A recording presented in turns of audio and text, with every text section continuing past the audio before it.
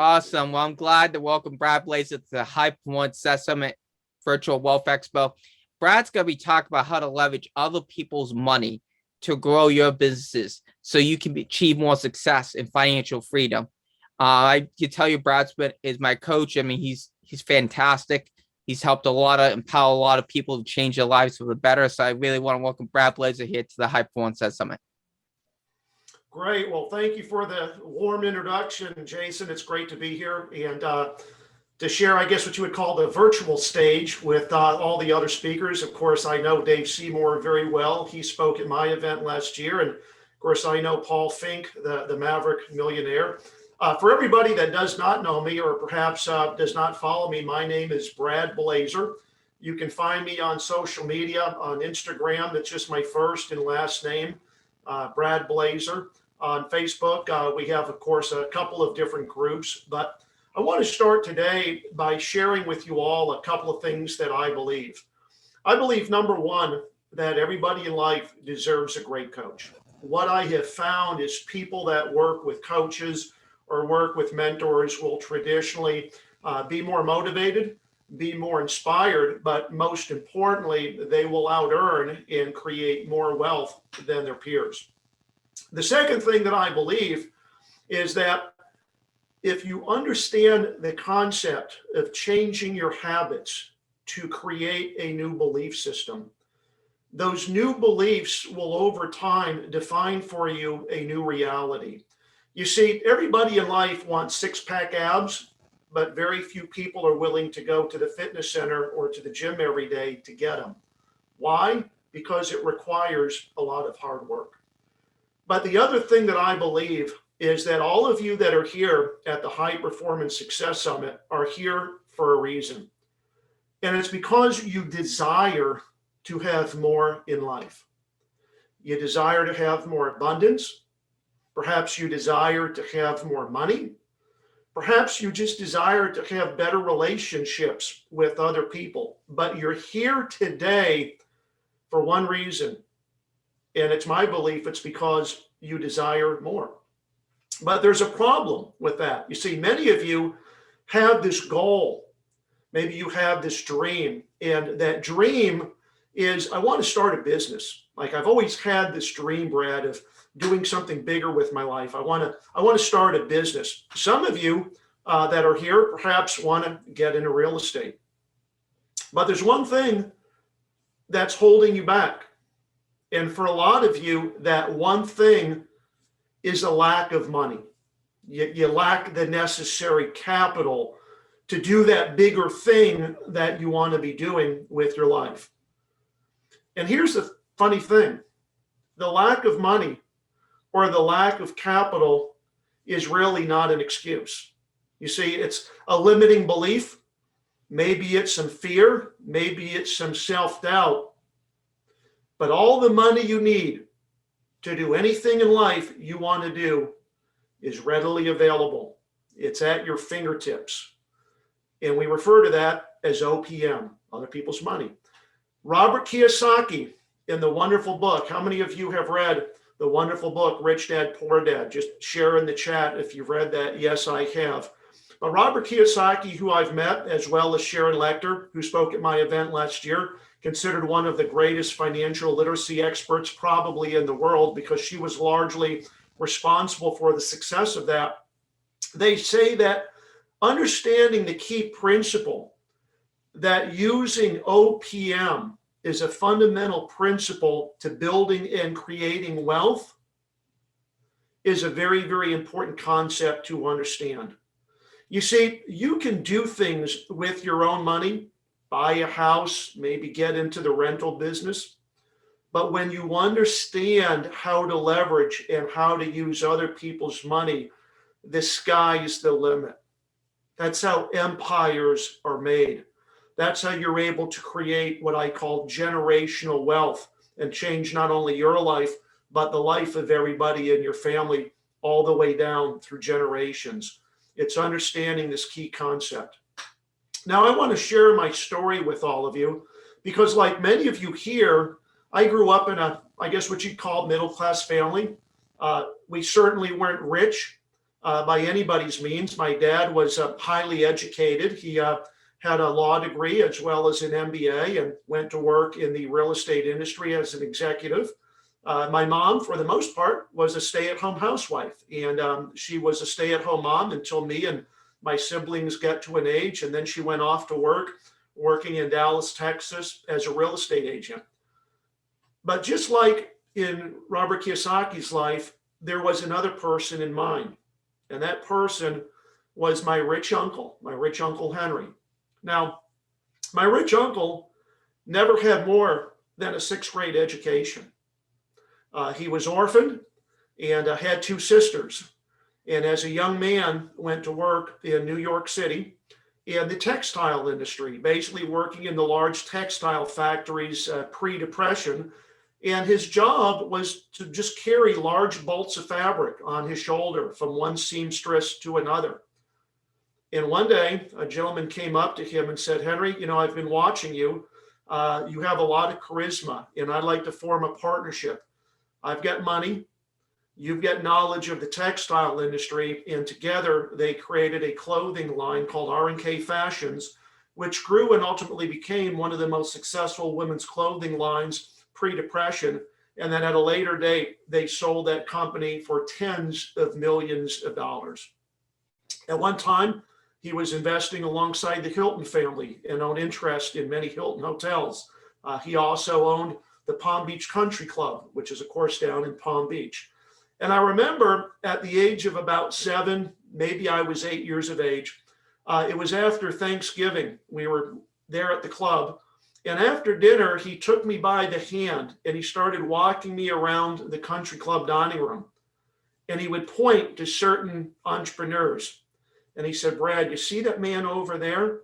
That man is the gentleman that makes all the erasers that are at the end of your pencils in school. And that man over there, he makes all of the hangers that hang in your closet at home." Now imagine for a 7 or an 8-year-old how impressionable this was.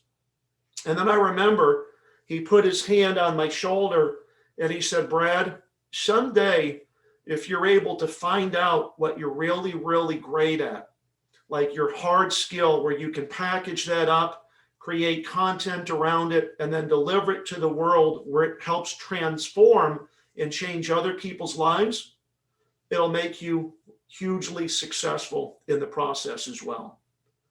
And that's what we call a revelation. A revelation is when you have a aha moment in your life. And at that time, that statement hit me in my core. I had no idea that it would manifest itself, that it would reappear many, many years later. But you see, it hit me. And I went to work as I was going to university in the oil and gas industry because I needed money. I was a senior in a 5-year degree program studying architecture. And I responded to an ad in Austin, Texas. And that ad was to go to work for a very small oil company. And what they hired me to do at the age of 21 was basically to take a list of very affluent households, reach out to these people by telephone, build trust, build a relationship, and get these people to the point where they would ultimately invest in our oil and gas drilling programs as investors. And I became really great at this. I was working about 12, maybe 15 hours a week between class, after school, and I was making close to $100,000 a year. And I said to myself, like, why am I working 12 to 15 hours a week, making $100,000 a year, going to school over here at the same time with the desire to graduate with a piece of paper so I can go to work in corporate America and maybe make 60, 80,000. Like, what would happen if I focused my efforts to 40-hour work weeks? And so without my parents knowing, I essentially turned my back to college and I devoted my full attention to really learning the oil and gas business. I went to work for a second oil company, and then eventually, at the age of 23, I took a huge leap of faith, printed up some business cards, some letterhead, and I launched an oil company. That's right, 23 years old, had never drilled an oil well, had no prior business knowledge. All I knew how to do was raise capital. And so I got on the phone and I started calling investors. They started investing with me. I started hiring other people to come to work for me, join my team, and I taught them how to raise capital as well. And over the course of about a decade, we built a pretty nice company, 35 employees, drilling programs in Texas, Oklahoma, Louisiana. And then, as they say, the shit hit the fan. Tax laws changed. They took away all the incentives for people to invest in energy. Oil prices plummeted because OPEC had much more control back in those days. And so over the course of about a year and a half, I just slowly collapsed the business until one day we no longer existed. Thank God I never had to file for bankruptcy because we never had any debt. But it was about a year and a half where I really was just bobbing around like a cork in the ocean, not knowing where my next big paycheck was going to come from, not really knowing what I was going to do for the rest of my life. And so I decided to go back to school, finish my degree, and I graduated with honors. And I took that little piece of paper, that diploma that in our society today is so coveted. Everybody wants a college education. And I went out to the workforce and certainly people wanted to hire me. They're like, absolutely, we'd love to give you a job. But what they wanted to pay me was what I had grown accustomed to making in a good month. And I said to myself, I will never go backwards. I always want to be moving forward. And one day I was watching TV, Steve Harvey, for those of you that know Steve, and he was on stage in front of his big audience. And I was sitting there watching him with a glass of wine, and he looked at his audience and he said, it's my belief that everybody here in this room has what I call a something special. It's like when you were created by our maker, he put something inside each one of you here in my audience, and I call it your hard primary skill. And if you can find that and deliver it to the world, it will create magic in your life. And it was about a week later, I'll never forget this day, that I was sitting on my back patio right on the river, smoking a cigar and enjoying a nice scotch, where it hit me between the eyes like a ton of bricks. I said, oh my God, like my hard skill, the one thing I know how to do better than anybody I've ever met is know how to raise money. I've raised literally millions and millions of dollars. And so I went to work basically in an industry where that's what I did. I raised capital for other companies, big real estate syndication firms, private equity, raised money for many projects of my own, largely in real estate. I just partnered with the Salvation Army, raised a couple $100,000. We just launched an NFT called The Safest Place. For those of you that are in crypto, you can find it on OpenSea. We expect it to do phenomenally well. Why? Well, the Salvation Army is a global entity, and of course, with their marketing behind it, it'll be big. But you know, it hit me like a ton of bricks. And so what I've done with that knowledge and with that expertise is launched what has become today probably the largest and fastest growing mentoring and coaching program in the world. And we call it Capital School. And today I'm humbled and I'm blessed because I currently work with students in approximately 10 countries around the world, not just here in the United States, but I've got students now in Canada, in Australia, New Zealand, over in England, Germany, Finland, Dubai, Latin America. You see, because the ability to attract and grab somebody's attention and then move them forward in a process so that they get to a point where they open their checkbook or they wire funds to a bank account that you've established for a business that you own and operate, that's universally the same anywhere you go in the world. Now, obviously, from one country perhaps to another, the securities laws might be a little different. And so I always explain to people, you know, you want to talk to an attorney where you reside to understand the do's and the don'ts, but let me teach you how to attract and how to use other people's money. So this gives me great conviction to get on stages, to teach what I know, because I know it can change people's lives. I've spoken alongside some of the biggest names like boxing legend Floyd Mayweather, like Shark Tank's Kevin Harrington, like John Maxwell, Brad Lee, and so many others. Because when you understand this concept of finding your primary skill, packaging it up, and sharing it with the world, it really is something magical. So let me share my screen. And today, what I want to focus with you on is really how to use and how to raise other people's money. So let me go ahead here. Great. Well, like I said, my name is Brad Blazar, and you're probably wondering, like, why do they call me the $2 billion guy? The reason I'm known as the $2 billion guy is that through my efforts and the efforts of teams that I've led and built, I've raised in excess of $2 billion in investor capital. And I've raised that money largely from all sources: high net worth individuals, which we typically define as, doctors, business owners, entrepreneurs that have discretionary income. I've raised it from family offices, broker dealers, investment advisory firms. I've also raised it from institutions, pensions, trust, insurance companies, sovereign wealth funds. And so I can take an entrepreneur or a business owner that wants to learn how to attract and how to raise capital on what I call this journey. And if I get you proficient in raising money from individuals, I can then teach you how to raise money from family offices. And then once you become proficient there, your ambitions and your desires will naturally grow. I can teach you how to put together funds, maybe launch a $25 or $50 million fund like I have, and start investing in some of these big goals and some of these big desires that I had alluded to very early in my presentation. So in our time today, really what I hope to cover are basically three important things with you.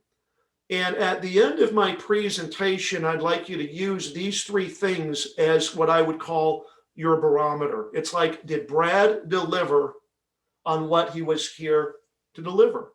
And if I can basically deliver on these three things with you today: how to build trust and establish a relationship within a potential investor, show you what a $1 million pitch deck should look like and give you an idea of what should go into that, and then lastly, share with you the ultimate secret to capital raising success, I would consider your time here very, very well spent.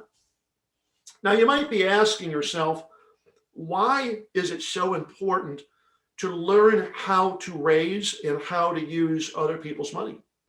And I want to walk you through an example here. And this is very simplified, I get it, but it's simplified for the sake of making a point. Let's assume that you could buy a house for $100,000. Now, I know across the United States, housing values are much higher than that, but let's just assume hypothetically you could purchase a home for $100,000. Most of us know that you make a down payment. And so over a couple of years, you scrimp and save, you come up with the $10,000 that you need as a down payment, and then you go borrow the other $90,000 from a bank or for a mortgage company, and you close on this piece of property. You live in it, you own it. Let's say 5-6 years later, you now sell that house. You sell the house for $150,000. Well, the first thing you need to do is you need to pay back the bank. Now, I realize that over time, that loan has been amortizing, so it's actually going to be a little less than 90, but let's just say it's 90,000. So you pay back the bank, you get back the $10,000 that you put in, but you also made $50,000 in profit. So the question I would have for you is investing $10,000 to earn 50 a good investment over 5, 6, 7 years? You bet it is. It's a wonderful investment. Why? Well, two reasons. Number one, the concept of leverage. You put down 10 and you didn't just double your money, you actually 5x'd it.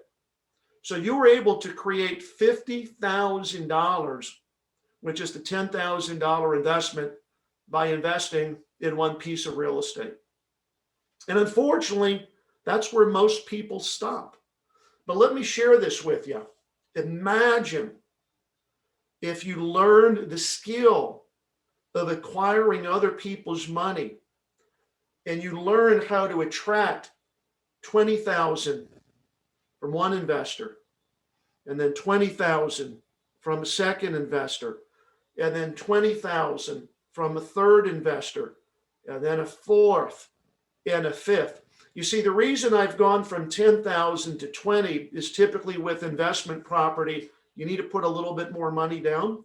But let's just say over the course of a year, just 1 year, you were able to raise $100,000. Maybe you're able to raise more. If you can, great. And what you do is you do the same thing. You go borrow 80,000, you buy one house and you rent it out. You buy a second house, you rent it out, and you do this over 5 houses. And at the end of, again, 4 to 6 years, you sell off these houses. Okay? You sell each house for the same price, $150,000. So 5 houses, $750,000. But here's the key. You got to pay back the bank, right? So you pay back $400,000 that you borrowed, and you've got a profit of $250,000. Now that does not even take into consideration the money that you earned along the way, because you have tenants in each one of these houses that are paying you rental income every single month. You've got things like depreciation that you're able to use to offset your taxes and also lower your tax burden. But again, this is very simplified. But let's say, hypothetically, that the agreement you had with your investors was that you were going to get 40% of all of the profits because you were doing the work. And you were going to give the investors 60% because they put up the capital. You just made $100,000. It's not bad, but that's in addition to the income.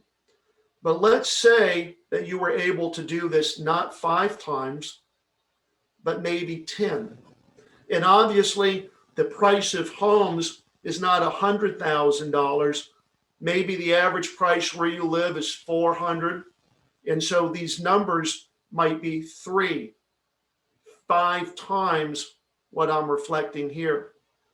And as you get good at single family, you decide to graduate to multifamily, like Dave Seymour, who spoke earlier, or myself, that also runs a private equity firm that raises money from investors and invest in multifamily assets. You see, now that skill of learning how to use other people's money, how to raise investor capital, is allowing you to make hundreds of thousands, if not potentially millions of dollars for yourself, for your family, and that's where you're able to create true generational wealth.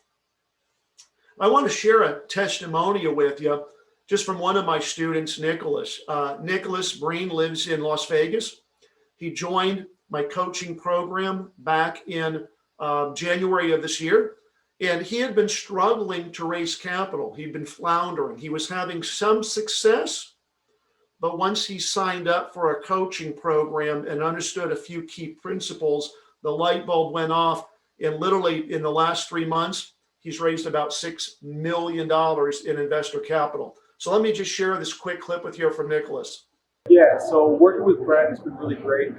Normally, I'm really skeptical and hesitant about joining courses or anything like that. But for some reason, I decided to join the course, go through the materials, and implement as is. And because of it, I've been able to raise a significant amount of money, just under $6 million in 2 months. It's been really good. Brad is a great guy. He doesn't fluff it up. He's not, trying to sell you on the next thing. He tells you exactly what to do, how to do it in a very simple way, and in a way that's easy to execute. And because of that, I've been able to do some things that I really never thought I was going to be able to do. And Brad's a great guy, great course. if you just do what he says, I'm really confident that you'll be able to raise the amount of money you need for your projects and just make it happen. Great. So, obviously he's raised $6 million. But what I want to focus on here is something that is one of many what I call key concepts or key principles. You see, when you go about raising money from other people, you have to understand a couple of what I call key concepts. One of them is the trust sequence. You have to understand that nobody is going to open up their checkbook to you until you build trust and establish rapport and build a relationship with that other person. And so over many years, one of the things that I have refined that I teach is what we call the trust sequence. The trust sequence really revolves around 6 things that happen over time between you and somebody else. And it all starts with what I call perception. You see, when you meet somebody else in the first 30 to 60 seconds, they're making an initial perception of you. The way you dress, the way you shake their hand, the quality of your business card, the quality of your website, if you have one, if you leave behind any materials, the quality of those things. It's that initial introduction that you make with another person. Now, when I speak on live stages in front of a big audience, I usually get a chuckle because I say to the audience, the ladies in the room understand this concept of perception much better than us men, because every time you've gone out on a first date, you're judging the gentleman that's taken you out and you're saying to yourself, is there going to ever be a second date? But that's exactly what a potential investor is thinking of you. Now, if you're able to get to that second date, you get to the next stage. We call that temptation. People love speaking about themselves. And if you understand that, what you're going to do as you're building this trust and you're building that relationship is you're going to ask the other person a lot of questions. This is how you build trust. And you're also going to be able to find out what will ultimately tempt them to invest with you. For example, Jillian, when you invest, are you looking for income or are you looking for growth? Randy, how important are tax benefits to you? Jason, what's your time horizon? Are you looking to invest for a short time frame or do you have a longer time horizon? Are you using this money to do something special with it, like maybe put your kids to school or invest in a vacation home? And as you listen, what you'll find out is the temptation that you can use later in your presentation to tie into the opportunity that you'd like to discuss, so that now you're providing a solution to their perceived problem. Now, the next step is what we call connection. You'll start noticing over time as you're adding value and you're having conversations with this other person that they start connecting to you emotionally. When people invest, traditionally, it is an emotional buying decision. They're investing because of you. And so what you'll notice maybe is they start following you on LinkedIn. They start following you on Instagram and they start, giving you the thumbs up or the little hearts on things that you're posting. All of those are good signs. But at some point, you want to validate that you've built enough trust to now share an exciting investment opportunity with them that they would perhaps invest in. And the way that we do that is we ask what we call a validation phrase. Now, I'm not going to share that with you here for the sake of time, but the biggest rookie mistake I see people make when they raise money is they present the opportunity of investment too early in the process. You see, the person really doesn't trust you. They're going to be polite naturally and ask you to send the materials, but when it comes time to open a checkbook or to wire the funds, it's not going to happen.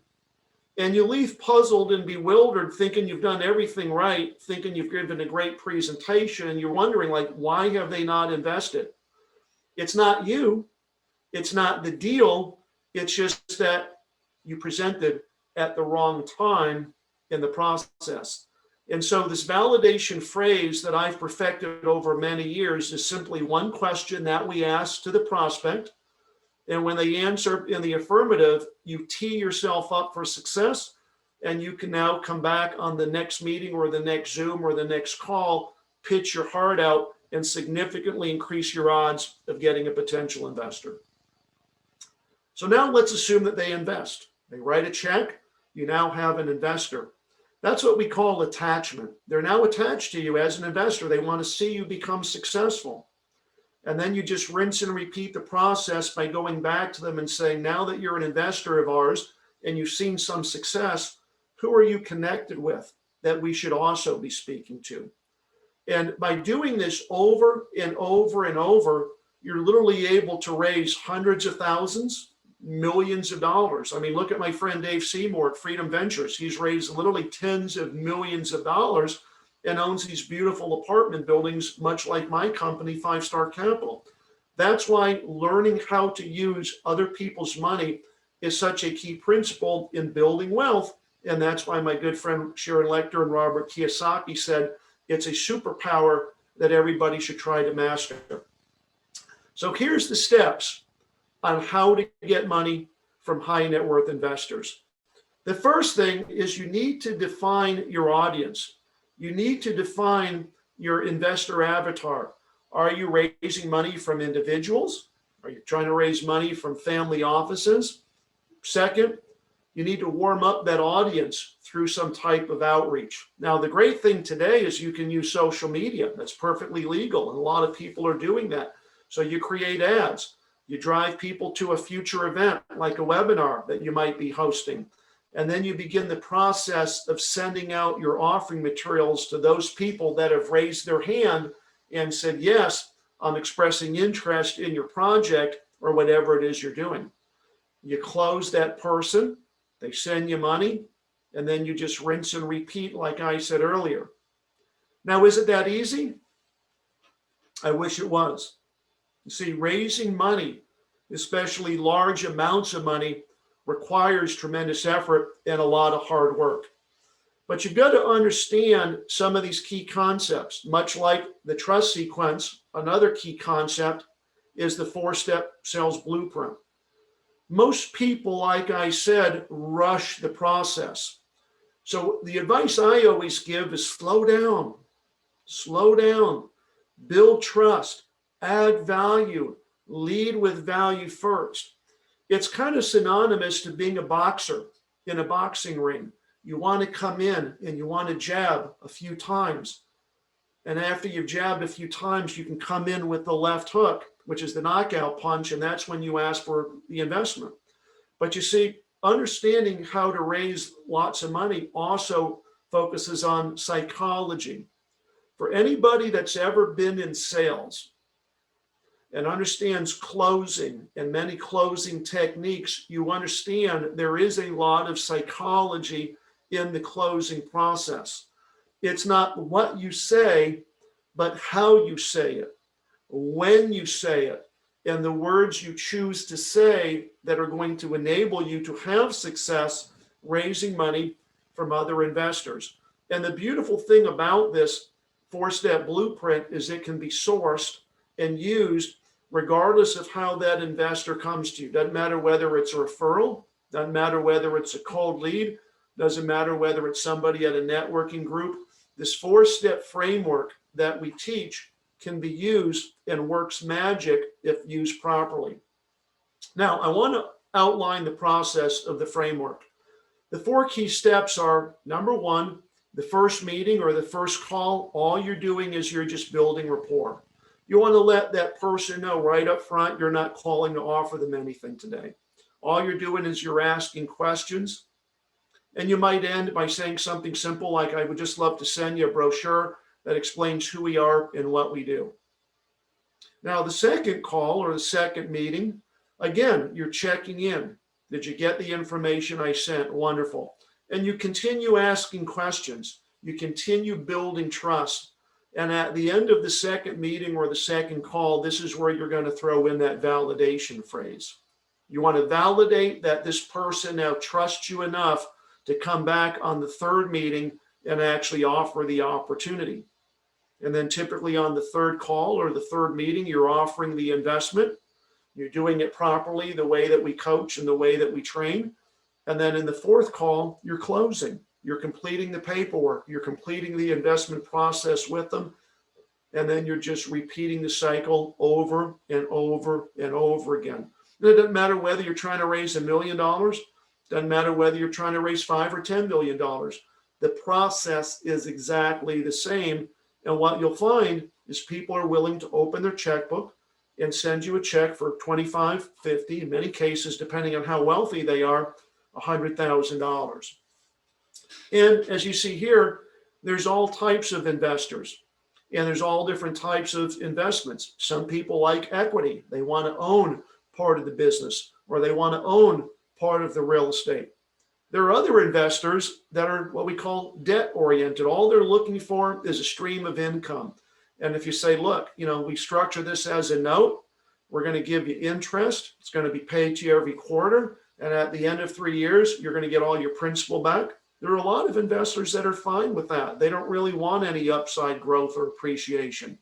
Then we have other structures like convertible preferred. This typically is a note in the beginning, and then at some point it converts to equity, so that at some point, whether it's a valuation of the company or maybe upon a number of years, it converts to equity, and now the investor actually has equity ownership. And then down below, you can see all these different groups and entities that you can go to raise capital. Now, most people are going to focus on raising money from high net worth investors. This is where you want to start. This is where you really want to learn before you start graduating and going up the ladder to start raising capital from the larger entities like the family offices and like some of the other groups. Now, let's kind of talk about your pitch deck. I like to refer to a pitch deck as a movie.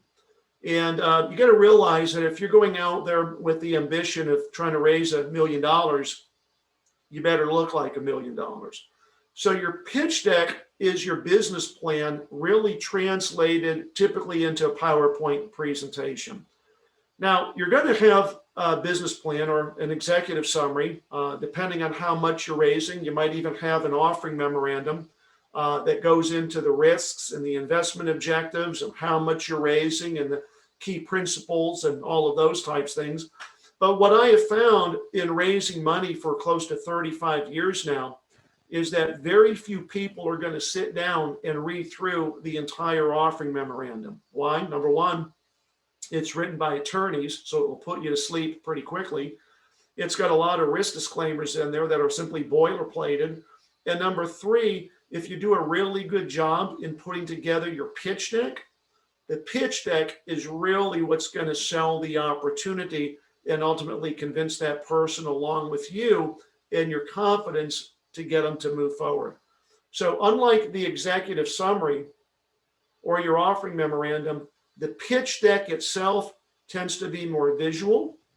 You want to highlight a couple of key points, and you really want to spend most of your time on the pitch deck because this of the three things you need is probably the most important.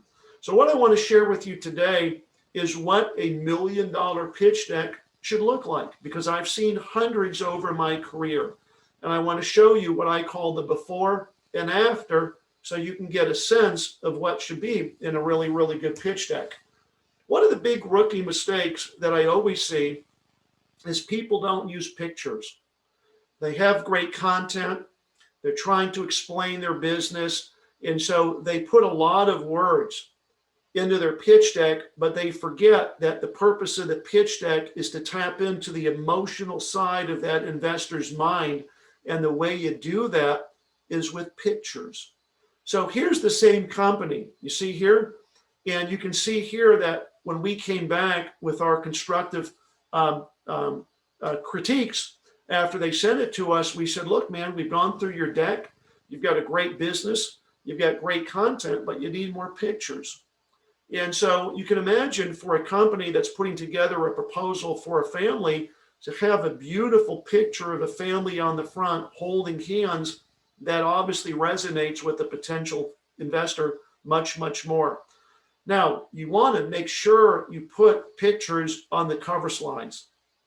because you want to compel the potential investor to turn the page and to obviously continue looking through your pitch deck so they can get to the good stuff.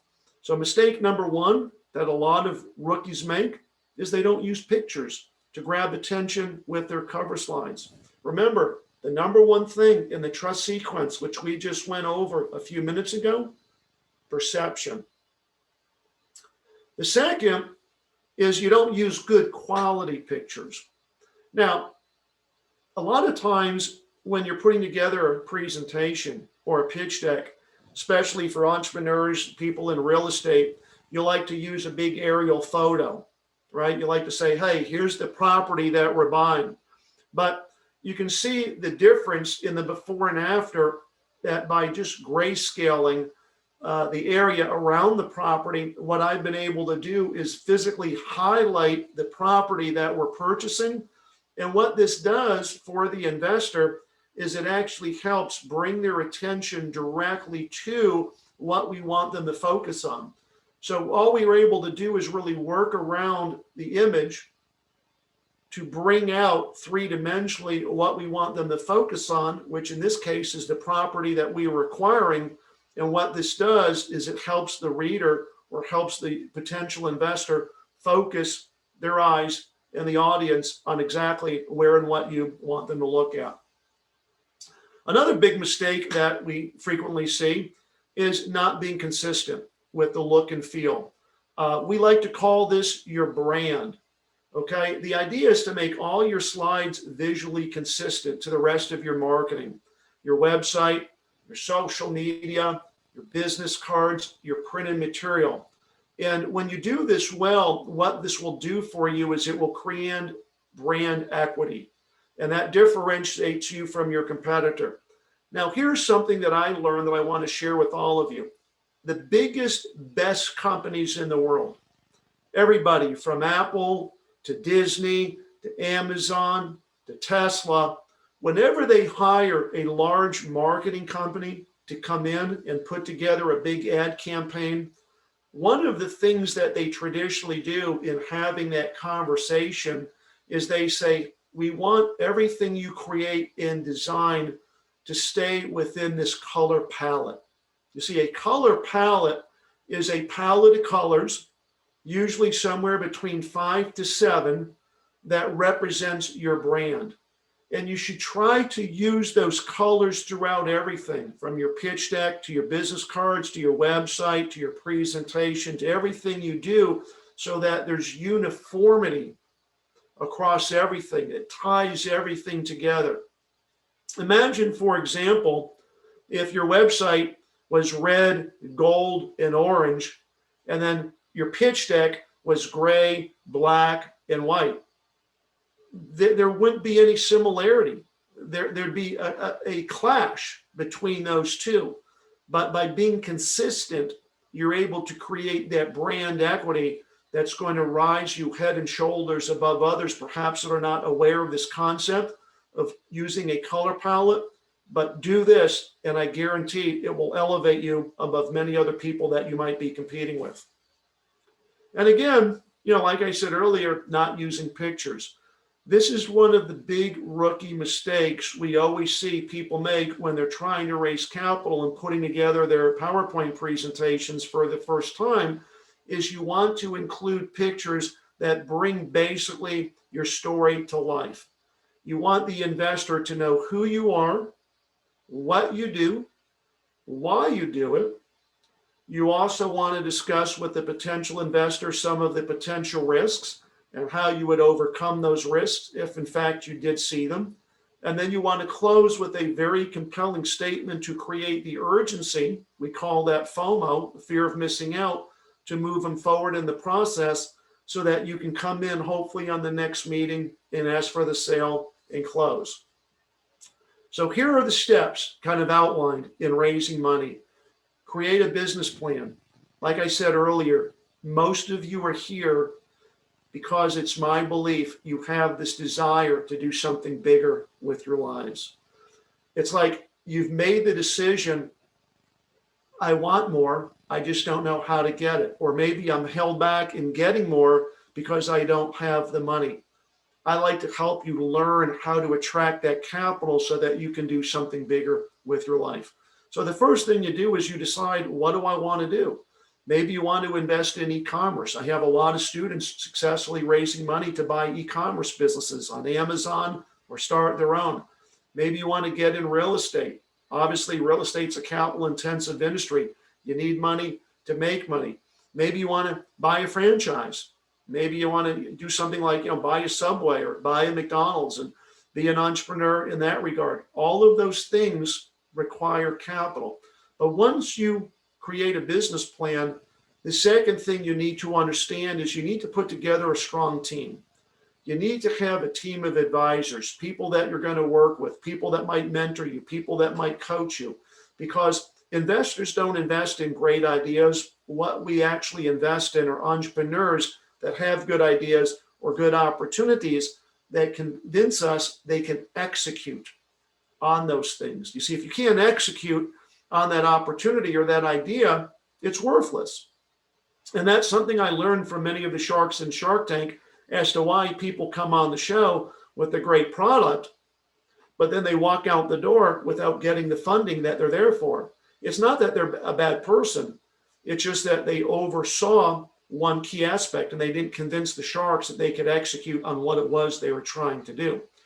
The third thing is you need to decide how much you want to raise. No investor wants to hear you say, we'll take as much money as you can give us. It's not the right answer. You need to sit down and decide on the level of funding you need. And then more importantly, you need to show the investors how you're going to use that funding. We're going to use some of it over here for marketing. We're going to use some of it over here to hire quality people. We're going to use some of it over here to create the product. You need to define how much you're going to raise and then how you're going to use it. We call that the use of proceeds. Then number 4, define what makes you different. Define what I call your value proposition. What makes you different than the other people doing something similar? Why should I give you my money and not give it to somebody else? And then you have to prepare for what we call due diligence, because people are going to check you out. What does your social profile look like? Do you have anything damaging on social media? Then you just begin the process of getting in front of potential investors, sharing your story, using the 4-step blueprint, using the trust sequence, asking the validation phrase, getting commitments, getting people to open up their checkbooks to you. And then you just repeat the process and you do it over and over and over again. Now, I've never done this before in a virtual environment, and I want to offer you the opportunity because hopefully I piqued your interest and hopefully you have a desire perhaps to learn how to attract and raise capital. I'm thinking about doing a 2-day boot camp. And this 2-day boot camp would basically be here in Houston, Texas, where you would physically come for 2 days and sit down with me and my team where we would work with you one-on-one. And those dates are April the 8th and the 9th. And if you have an interest in learning how to attract and how to raise capital, you can literally get started for as little as $697. You can use your cell phone if you're watching this on a computer or on a laptop. There's the QR code, and that'll take you right to the website that explains the boot camp, gives you plenty of testimonials and other things. But this is a 2-day boot camp, and you can see, of course, the website there at the bottom, www.bradblazar.com/bootcamp, where we're going to sit down and teach you the 4-step blueprint. We're going to teach you the validation phrase. We're going to really work with you and sit down and show you how to put together your business plan, your pitch deck, all of those things. And the reason that I do these boot camps is because I believe that at some point in life, you look at yourself in the mirror and you say, I'm ready to go pro. It's like, I'm done being an amateur. I'm going to put my amateurish ways behind me, and I'm going to wake up tomorrow and I'm going to work harder. I'm going to create new habits. I'm going to learn skills, and I'm going to go pro. And learning how to use other people's money and learning how to raise capital is one of those superpowers that's going to help you do that, because it's the magic key that will unlock the door to helping you do bigger things in life. You see, it's like I said, it's my desire you're here because you desire more. You want more money, you want greater abundance, you want to be doing bigger things. And for many of you, the one thing holding you back is the lack of money. That's really not the problem, because once you learn how to attract that capital, that dream, that goal you have now becomes a reality. You can now do that thing. And then, of course, you can continue to raise more money and potentially do more. So I'm going to leave that up there. The other thing that I would also like to do is offer you all the chance to get a copy of my best-selling book, Winning at the Capital Game. A lot of people talk about raising money. I've actually written the book. Winning at the Capital Game is available on Amazon. You can go ahead and find it there. I think it's about a $24.95 read. In addition, of course, to this book, I've also got 2 more books that you'll find there as well. On the Wings of Eagles and Put Some Thrive in Your Hive. This is what they look like. The Wings of Eagles book, when I published that about 1.5 years ago, it became the #1 read for young entrepreneurs on a major literary blog over in England.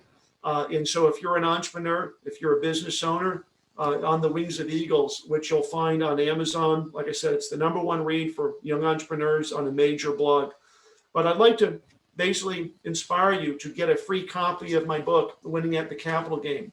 And so if you would like a free copy, we'll ship it out to you. This is it right here. All you have to do is just send an email to us at info at bradblazar.com, and just in the subject line, put the word book and give us a shipping address. And I'll sign it, we'll autograph it, and we'll get it out to you Monday or Tuesday of this week. Again, it's info at bradblazar.com, and we'll send out to you, because you're here, a copy of the book, Winning at the Capital Game. So like I said, when I started, it was basically my goal today to teach you or share with you 3 things. #1, what a pitch deck should include. Pictures, the difference between just putting words in there and creating what I call visual content. Also, we talked about how to build trust. 6 steps in the outline, which is the trust sequence.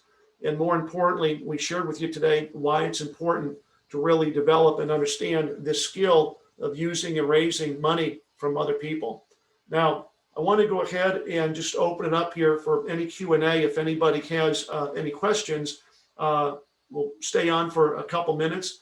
But like I said, learning the secret of how to attract and raise capital from investors has allowed me, #1, to start and launch a multi-million-dollar oil company. #2, today, invest in things like multifamily assets, much like Dave Seymour. I do exactly the same thing.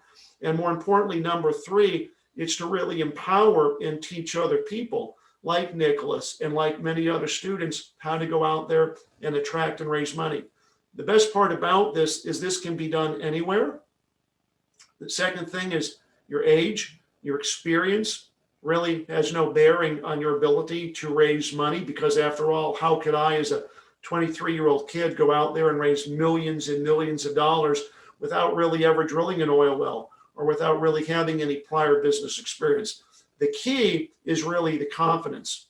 The key is understanding some of these key principles, some of these key things that you need to know before you go out there and begin pitching and begin presenting. David, thank you so much for the comment. And Phil, you're absolutely right. Capital is a language. And once you understand that language and how to communicate and how to use some of these tools that you need, like a pitch deck or a teaser or an offering memorandum, you can become very, very successful at raising a tremendous amount of money. And then, of course, Rinaldi says, thank you. I won't be able to travel in April, but be very interested in virtual options. We'll make sure that you get the information. But for those of you that would like to come and attend, you can basically come to Houston. Like I said, I'm going to go ahead and just share that on the screen once again. It's basically, bradblazar.com. And you can go there / or /bootcamp. The other thing that I would also basically just say here is that if any of you are interested in coaching or mentoring, we do offer that as well. you can basically get into our coaching program. We do call that Capital School. And, we can sit down, hold your hand each step of the way because we want to make you a successful capital raiser. Jason, that's it for me. I'll open it back up to you so that you can bring on our next speaker.